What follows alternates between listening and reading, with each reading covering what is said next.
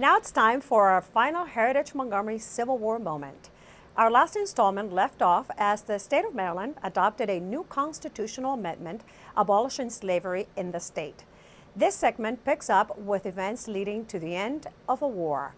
Here is Barbara Grunbaum with more. The nation didn't know it yet, but as 1864 was coming to a close, so was the war that had torn it apart for nearly 4 years. Edwards Ferry was the site of the last engagement in the county. Colonel Elijah White and his men skirmished there with the 1st Delaware Cavalry in February 1865. 2 months later, Lee surrendered his Army of Northern Virginia on April 9th at Appomattox. Just 5 days later, the country was rocked at the news that President Lincoln had been shot at Ford's Theater in Washington.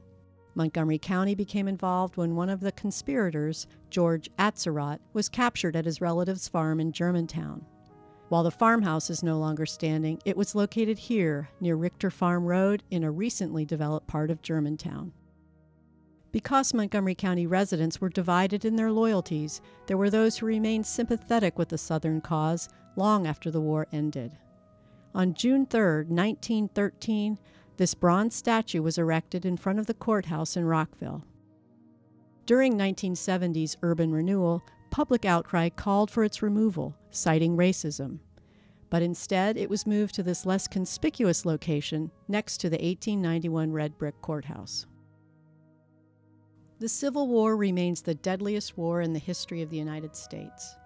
For 4 long years, Americans fought Americans, struggling to define the meaning of freedom for this country. Like every place touched by this grim conflict, the Civil War took its toll on Montgomery County. Reconstruction, the period of adjustment that followed, yielded only a few real advances for African Americans.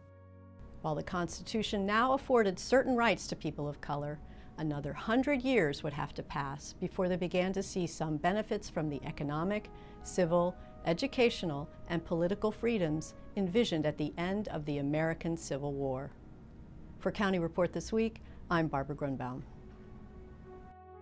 And that concludes the Heritage Montgomery series commemorating the 150th anniversary of the Civil War. For complete information about life in Montgomery County during that war, go to heritagemontgomery.org.